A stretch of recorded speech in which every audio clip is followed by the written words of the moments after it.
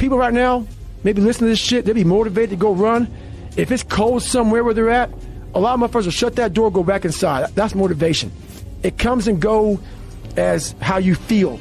If you and your wife are good, if you and your kids are good, if you're good at work, you're motivated. I like a motherfucker whose life is imploded, ain't got shit in life, and says, still gotta fucking get after it today, man. That's what it's about. So that's when you move from motivation to driven to obsessed. And I want people to realize once you get to this portion over here, the driven obsessed part, you're unstoppable. And I have to always tell you this, man, because people hear my story and think this guy is sadistic. I realize how the brain works. I figured out how the brain works. I'm a scared kid, and that's what gives me so much power. I had no foundation, and I built this off of just researching the mind. The feeling you get is basically invincibility.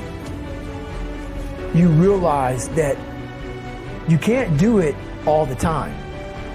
When you need to do it, I know I can go to a place that I can live in. And when you know that you can run on broken legs and you can do certain things that a lot of people can do, but they're not willing to do, this power, this sympathetic nervous system of fight or flight, and you're fighting, it gives you this charge of energy of when you're sitting there at 3:30, 4 o'clock in the morning and you're duct taping your feet up because they're broken, and you're doing it by yourself, and you're going through arguably one of the hardest training in the world.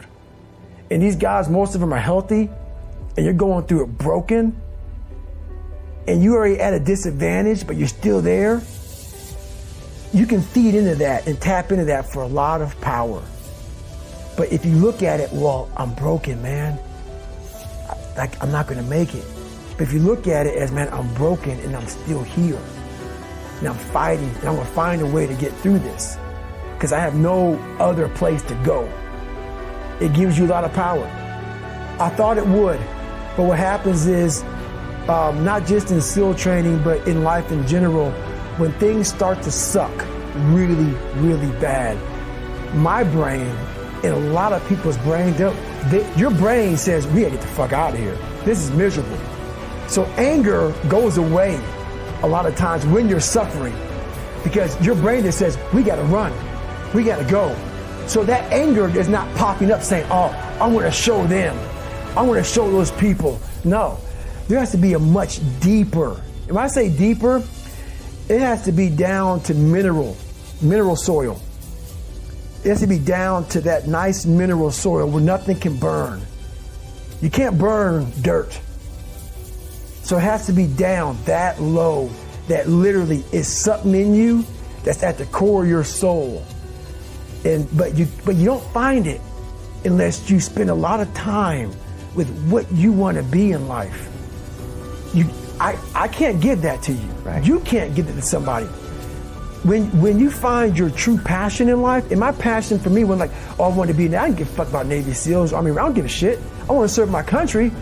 I want to be someone that I'm proud of. That I want to look at myself in the mirror, because I was so disappointed. That accountability mirror I talk about, I was so disappointed in what I saw every fucking day. I wanted everybody to love David Goggins. And a lot of people did. I didn't love myself. But I knew a lot of us want to find peace first.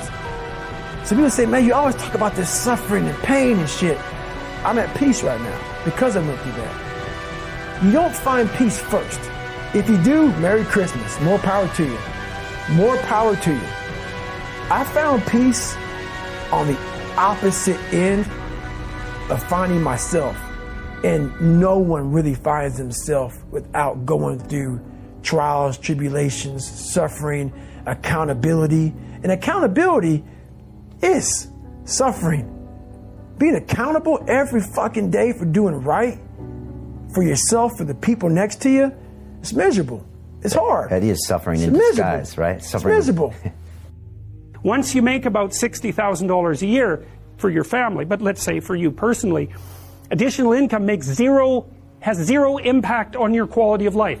Zero. So why work 80 hours a week? Well, men will do it. Some men, very few. A handful of hyper-competitive men who are obsessed with hitting the pinnacle of the given dominance hierarchy they're in will happily work 80 hours a week, and they'll forego everything else. Relationships, family, children, way in the second category.